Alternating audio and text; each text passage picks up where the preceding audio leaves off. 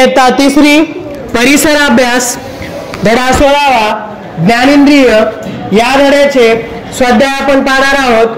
प्रश्न पहिला काय करावे बरे? आजोबांना जेवायला बोलव असे आईने सकीनाला सांगितले आहे, पण सकीनाच्या आजोबांना अजिबात ऐकू येत नाही। आईने जेवायला बोलवले आहे हे सकीना आजोबांना कसे सांगेल? उत्तर, सकीना आजोबांच्या जवळ जाईल, त्यानंतर त्यांना खानाखुना करून जेवायला चला असे सांगेल। पुढचा प्रश्न जरा डोके चालवा। 1. कालचे दही आज खराब झाले आहे, खाण्याजोगे राहिले नाही, हे तुम्हाला कसे समजते? उत्तर, दह्याचा रंग पिवळसर दिसू लागतो, दह्याची चव बिघडते आणि आंबट वासही येतो। म्हणजेच आपल्या ज्ञानेंद्रियापैकी जीभ, नाक आणि डोळे या तिन्हीमुळे दही खराब झाले आहे, ते खाण्याजोगे राहिले नाही हे समजते। 2. पुढे स्वयंपाकघरातील पदार्थांची नावे दिली आहेत, त्यांचा रंग कोणता असतो? तर पुढे पदार्थ दिलेले आहेत, त्या पदार्थांचा रंग कोणता असतो ते आपल्याला सांगायचं आहे। 1. हळद, रंग पिवळा। 2. कोथिंबिरीचे पाने, हिरवा। 3. पिकलेली मिरची, उत्तर आहे लाल। 4. मीठ, उत्तर आहे पांढरा। 5. कच्चा टोमॅटो, उत्तर आहे हिरवा। पुढचा प्रश्न पुढील माहिती कोणत्या ज्ञानेंद्रियांमुळे कळते ते लिहा। 1. पेरू गोड आहे, पेरू गोड आहे हे आपल्याला जिभेमुळे कळते, उत्तर आहे जीभ। 2. बाहेर कोकिळा गात आहे, उत्तर आहे कान।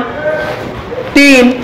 सूर्यफूल पिवळे आहे हे आपल्याला कसे समजते? डोळे। 4. उदबत्तीचा वास चांगला आहे। आता उदबत्तीचा वास कसा आहे हे आपल्याला कोणत्या इंद्रियामुळे कळते? तर नाक। 5. औषध कडू आहे, जीभ। 6. टॉवेल खरखरीत आहे हे आपल्याला त्वचेमुळे कळते, त्वचा। निरीक्षण करून माहिती लिहा। विटीदांडू खेळताना विटीला टोला मारायचा आहे, त्यावेळी कोणकोणत्या अवयवांचा उपयोग होतो, त्यांचा ताळमेळ कसा ठेवला जातो? उत्तर आहे, विटीदांडू खेळताना हात, पाय, कंबर, मान व डोळे या अवयवांचा उपयोग होतो। पायावर उभे राहून, कमरेमध्ये वाकून, हातामध्ये दांडू धरून, विटीकडे डोळ्याने पाहत विटीला टोला मारला जातो। अशा पद्धतीने विटीदांडू खेळताना अवयवांचा ताळमेळ ठेवला जातो। पुढचा प्रश्न थोडक्यात उत्तरे लिहा। 1. दाणे भाजताना काकूने 2 हातांचा उपयोग कसा केला आहे? उत्तर, दाणे भाजताना काकूंनी डाव्या हाताने चिमटा पकडला आहे, चिमट्यात कढई आहे, त्यांच्या उजव्या हातात उलथणे आहे, उलथण्याने त्या दाणे परतत आहेत। पुढचा प्रश्न 2. ज्ञानेंद्रिय म्हणजे काय? उत्तर, आजूबाजूच्या परिस्थितीची माहिती देणारे अवयव म्हणजेच ज्ञानेंद्रिय होय। डोळे, नाक, कान, जीभ आणि त्वचा ही आपली 5 ज्ञानेंद्रिय आहेत। पुढचा प्रश्न 3. ज्ञानेंद्रियांची आपल्याला कोणती मदत होते?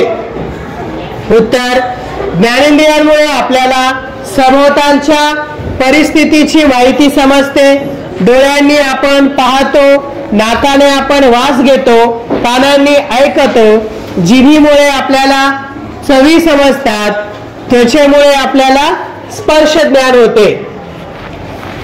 4. हालचालींमध्ये ताळमेळ का असावा? उत्तर, हालचालींमध्ये ताळमेळ नसेल तर चुका होतील. साध्या साध्या चुकांमुळे घोटाळे होऊ शकतील. चुका व घोटाळे टाळण्यासाठी हालचालींमध्ये ताळमेळ असावा. पुढचा प्रश्न, गाळलेले शब्द भरा. 1. डोळ्यांमुळे वस्तू किती टिंबटिंब आहे याचा अंदाज येतो. उत्तर आहे दूर. 2. टिंबटिंब कोणत्या दिशेने येतो ते कानांमुळे समजते. उत्तर आहे आवाज. 3. हवा टिंबटिंब आहे हे वासावरून समजते. उत्तर कुबट. 4. वस्तू गरम आहे हे आपल्याला टिंबटिंबमुळे समजते. उत्तर आहे त्वचेमुळे. 5. टिंबटिंब खाऊन जिभेची आग होते. उत्तर आहे मिरची. तर या धड्याचे संपूर्ण स्वाध्याय सुंदर अक्षरामध्ये लिहून काढा आणि वाचन करा.